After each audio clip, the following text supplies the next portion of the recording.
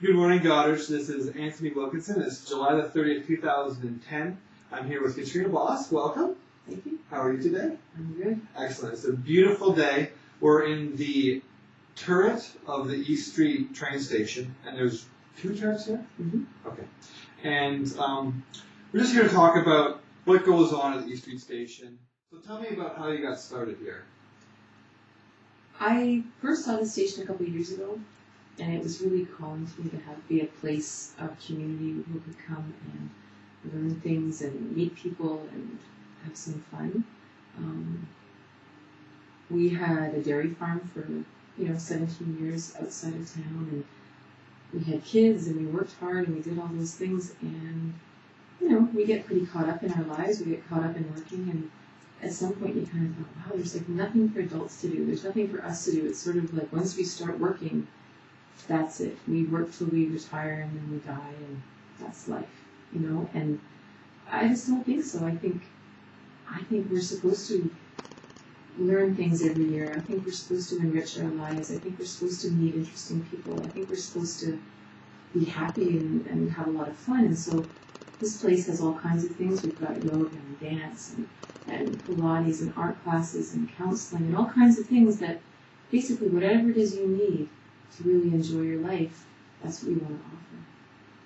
So it's more about personal expression, more about almost like a playground for adults. Like when you go to work, fun stops. It's like it's all your life and just dealing with it. And this is a place for you to come and express yourself via, you're providing the activities for adults to find some sort of form of expression. Well, and everywhere else in life it's about competition and grading. Even when we're in school, we learn that, well, if I do it this way, I'm going to get an A, or I'm going to get a C, or I'm going to get this. So we do things to make other people happy. Or we go do sports, and it's very competitive. Even in work, it's very competitive, dog eat dog and all that, and even in business, well, how do we get the edge over that business? How do we get the edge over that business? And there's enough of that. We have lots of that. We don't need to do more of that.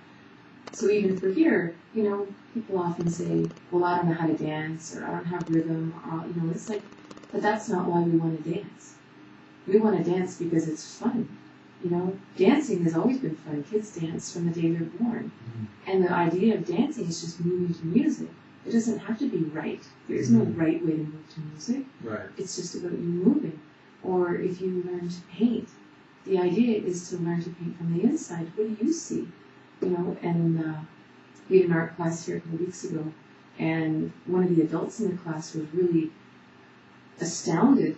They were making postcards, and the little kids that were in the class were just, doing postcard after postcard after postcard. Just, now it's a princess, and now it's a mountain, and now it's this. Yeah. And the adult in the class was like, he had one postcard, and he was done. He's like looking at this whole complete stream of output. And he's just, how come I'm done? Like, where's the creativity? And so to find that again, to open that up again, and just to allow yourself to actually do whatever. And it's the same, that's what yoga is all about. Yoga is about finding all those parts of us that we've long tucked away because people maybe didn't like them, or maybe it wasn't safe. How do we bring them all back together and actually be who we really are? That's amazing.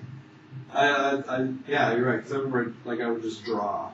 You give a piece of paper, and it would just be like crayons. Okay, let's go. Let's just make a bunch of stuff. And now as an adult, sometimes we're so scared of the blank slate. It's like, oh man, where do we even start? Because we think, what's the right thing? What should I draw? What's the optimum path to get? Yeah, exactly. I better have it centered, and I better have it this, and I better have it that, and then what am I going to do with it when it's done? And am I going to frame it? And who's going to like it? And whereas kids, there's a joy in writing. There's a joy in drawing. There's a joy in. I remember watching my daughter color, and she would, from the day she could color, she would always color with 14 colors. Every little block, even if it was a dog or a sheep, was always 13 colors. Yeah. It's just this thing, and I always thought, wow, I wonder if like she sees the world like that, if she sees everything in sort of technicolor, you know, but we never thought anything of it. We didn't care where that picture was going to go, or, you know, whether we, you know, got rid of those kids' drawings or not. Really, in the end, the joy was in the drawing. The joy was in the coloring, not in the, gee, doesn't that look great in the end? Yeah, the output's not as important as the process, really. You know, and it's the same. I mean, when people come to belly dance or whatever, belly dance is a beautiful thing. It has nothing to do with going out and performing. Performing is fun. But again, why is performing fun? The most fun thing about performing belly dance is the troupe. And it's getting all dressed up and getting great earrings and funky makeup and body glitter and all this stuff. And then going out as a gaggle of women and, you know, having a whole pile of fun performing in front of people. That's what's fun. Yeah. It's not the, oh, look how sexy I am. Like, that's not fun. That's just, you know, ego stuff. Right. But the fun thing is going out and doing things together and choreographing to music, and it's the process that's fun, not the thing that's fun. And coming to belly dance class is fun. There's like a whole pile of estrogen floating around and women, you know, and it's just like giggling and laughing and trying to figure out how to move this part of their body, and people bring their daughters and their friends, and it's fun. Do they need to become professional belly dancers? No. That's no fun. And and the other thing is, like, you know, do you need to be a belly dancer to come? No. Like, I'm assuming you just have to have a belly. You know, and the more the better, really. You know, how often do you get that? Yeah, maximum belly. Maximum belly. Yeah. You know? But that's the point, right? And that's the point with everything is that, you know, it's to come out and actually just try something new. You know, it's to, when we grow in anything, whether we learn a new language or we learn to dance, everything becomes more interesting. You know? Every day becomes interesting. You kind of look around and you go, oh, well, you know, and that person was in my art class, and did you hear what that person said? And all of a sudden you have all this new input, you know, because we get into real ruts. You know, that we go to work, we sit beside this person, we drive home, we have supper, we watch this show, then we watch this show, and then I talk to my mother on the phone, and then I go to bed, and then I get up, and we just, and this is what we can do for 20, 30 years without any new input, you know? And it's like, as soon as you go out and you do something new, especially something that kind of just, you know, goes, I always wanted to do that, wouldn't that be cool? And without having to be good at it, just the simple desire to do it to be enough.